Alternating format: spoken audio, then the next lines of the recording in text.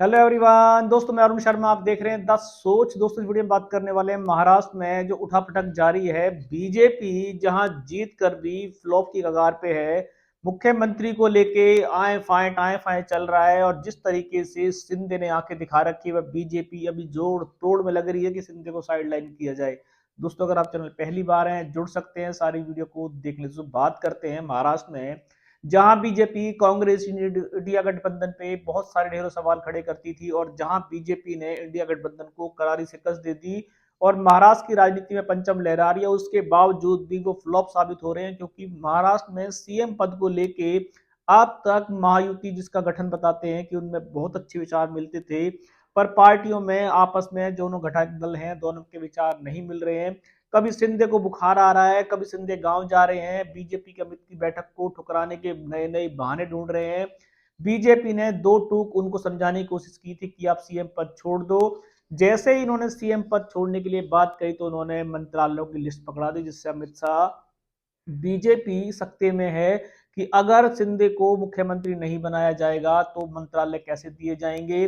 पर बीजेपी देवेंद्र फडणवीस के नाम पे अड़ी हुई है और शिंदे की सेना मंत्रालयों के नाम पे अड़ी हुई है, जिसके चलते बीजेपी की जीत की पिक्चर फ्लॉप के कगार पे है। भले ही जोड़ तोड़ करके बीजेपी राजनीति करके सरकार तो बना लेगी, पर बीजेपी की किरकिरी शायद किसी प्रदेश में पहली बार इतनी हुई है कि जहां शिंदे जैसे घटक दल ने बीजेपी को दो टूक आंखें दिखा दी और दो टूक जवाब दे दिया कि मंत्रालय चाहिए, पर अमित शाह की शायद मीटिंग के लिए वो राजी नहीं है। किसी भी सूरत में देखा जाए तो शिंदे ने अमित शाह की मीटिंग को अटेंड करने के लिए नए नए बहाने बना दिए हैं।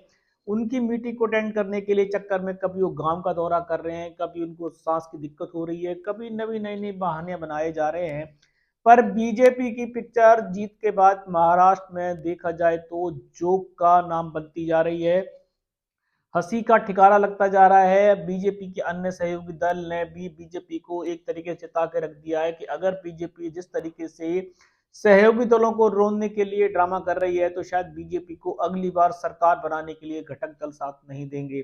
बीजेपी की पिक्चर फ्लॉप के कगार पे है। उस पर अमित शाह ने चाणक्य नीतियों के बहुत सारे दाव चले थे, पर शिंदे के सामने शायद बीजेपी ढेर हो गई और किसी भी रूप में मानने को तैयार नहीं है।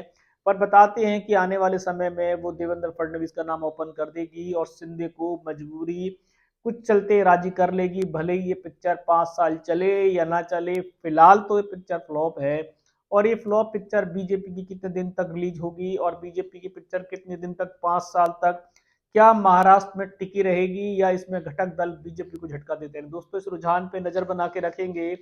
जो बीजेपी महाराष्ट्र में जीत के डंके बजाती थी, इंडिया गठबंधन को ठगुआ गठबंधन बताती थी, पर आज ले दे के उस पे ही ढेरों सवाल खड़े हैं। सीएम पद के लिए जिस तरीके से दोनों दलों में अब तक सहमति नहीं देखी जा सकती, भले ही सब कुछ ठीक बताया जा रहा हो पर सब कुछ ठीक नहीं है, क्योंकि शिंदे ने बार बार अमित शाह की मीटिंग को लेने से नए नए बहाने बनाने शुरू कर दिए हैं और आज शायद उनकी मीटिंग का निवारण होने के कगार पे है।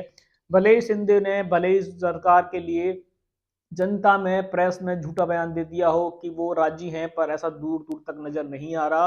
वो अपने मंत्रालय के लिए राजी नहीं है, सीएम पद वो किसी को भी दे दो उसके लिए तो राजी हैं। पर अब शिंदे के पास क्या विकल्प खुले हैं? क्या बीजेपी उद्धव ठाकरे अजित पवार के सहारे शिंदे को साइडलाइन करके देवेंद्र फडणवीस को मुखिया बनाएगी और फ्लॉप पिक्चर जो चल रही है क्या ये आगे जाके हिट होगी या फ्लॉप के कगार पर रहेगी? दोस्तों, इस रुझान पे नजर बना के रखेंगे।